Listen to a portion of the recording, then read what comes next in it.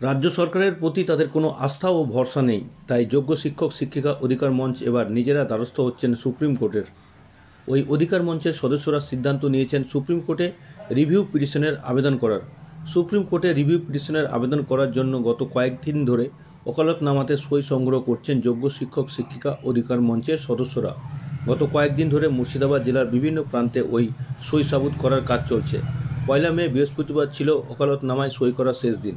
এদিন বিকেল 4টে নাগাদ বহরমপুরের টেক্সটাইল কলেজ মোড়ে, চৌতারা বিশ্রামাগারে, সিগরু পাঠশালা স্কুল চত্বরে, জঙ্গিপুরে, লালবাগে, লালগোলায় একই সঙ্গে চলছে সই সংগ্রহের কাজ।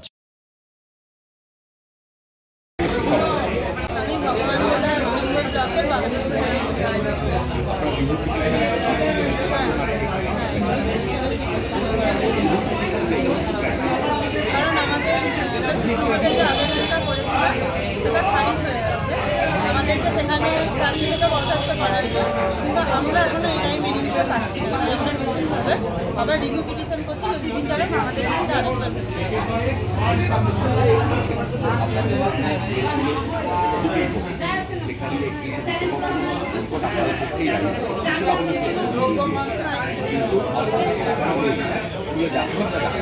আমরা স্কুলে যাচ্ছি, আমরা মাননীয় সুপ্রিম কোর্টের স্কুলে যাচ্ছি, কিন্তু আমরা এটা সত্যি পাই না।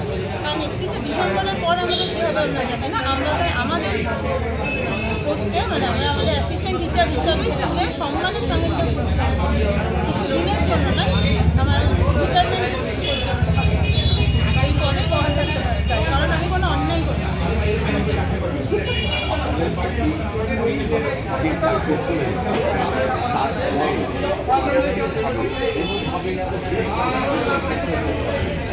প্রাথমিকভাবে লোন এগুলো আমাদের মাথায় করছে, আমরা এরপর কীভাবে আমাদের সংসারটা চালাবো সেটাও আমরা জানি। এই চিন্তাগুলো তো আমাদের মাথাতে রয়েছে।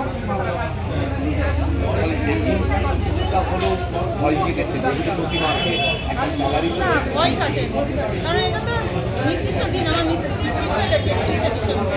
এটা তো আমার হতে পারে না, কারণ আমি তো কোনো কিছু আমার বিরুদ্ধে কোনো অভিযোগ নেই। তারপরেও কেন বিচারক এই রায় দিলেন আমরা জানি না, এই রায়টা আমরা মানতেই পারছি, তাই আমরা আবার যাচ্ছি।